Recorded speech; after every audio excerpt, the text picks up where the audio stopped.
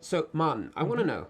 I was one of the first playtesters for this, and I've kind of seen as you developed this idea. And I'm really curious as to how you figured out, because there's not very many cards, and you want them all the strategies to be equal. So I want to know, firstly, like, how did you work out those the balance between the mechs, the bios, and the spirits? At the very beginning, I have a spreadsheet. Yeah, right. On that spreadsheet, I have each of the cards. I have their types, I have all their stats and things like that. And I have a bunch of totals, which comes out like how many different cards I have with how much total production or estimated production on which roll numbers, how many total bios and whatever, and different estimates from that. That is very satisfying to me. After that, it's playtesting basically to fine tune, make sure there's nothing that's missed and that's too strong. It's a little bit of feel, it's a bit of the solid numbers, and then playtesting. Nice.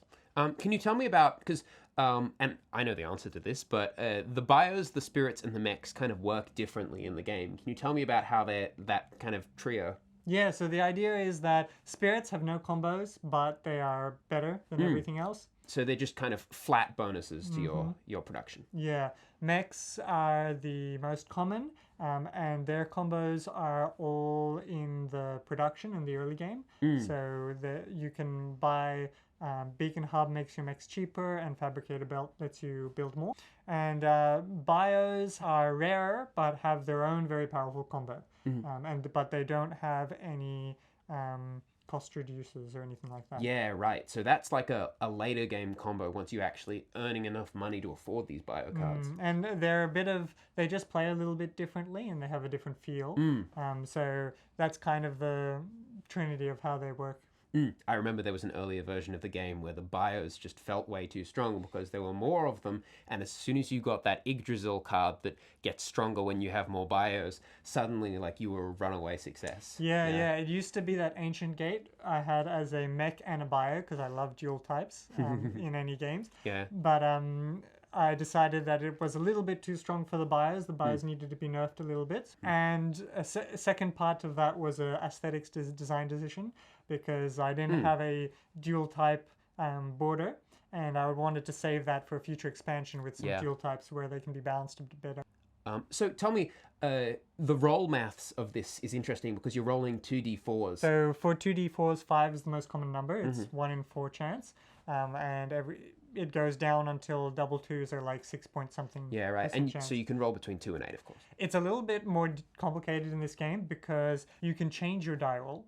Even though like a 5 is dramatically more likely to be rolled, it's not just in the hands of luck, because each time the dice are rolled, they're rolled by a player who might decide that they don't like that roll. Exactly. And so the rolls are a little flexible.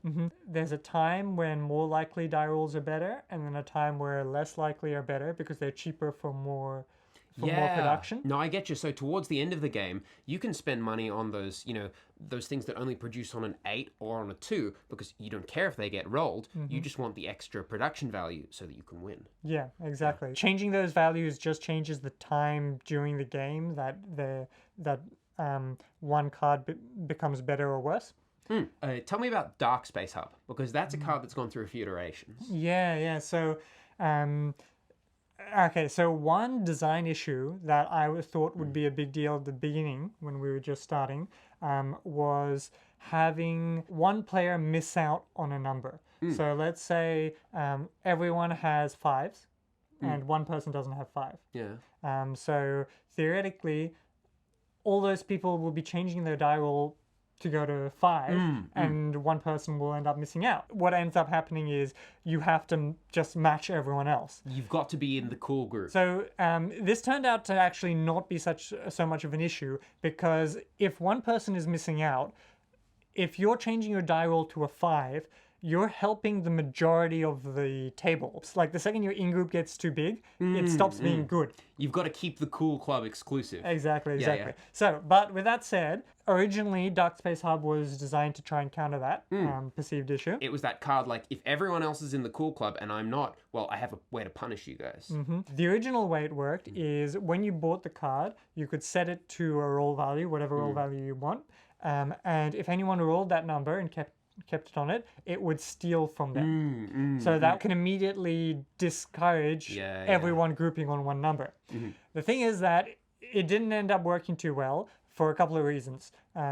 First of all, because it didn't have any actual production, it was surprisingly weak. Second of all, people don't like being stolen from. That's a game design thing, that people like getting money, but they don't like losing money. A design before that, so before the stealing design, I had it as you set it as a number and its production is equal to how many players have more production on that roll than you. So this worked a little bit better, but it was just too complicated because the cost had to scale with the number of players.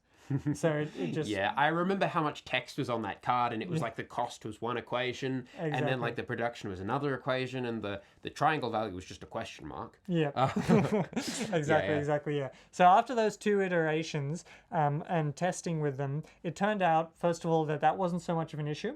So now Dark Space Hub is, you set it to a number, and you cannot purchase any more cards on that roll value.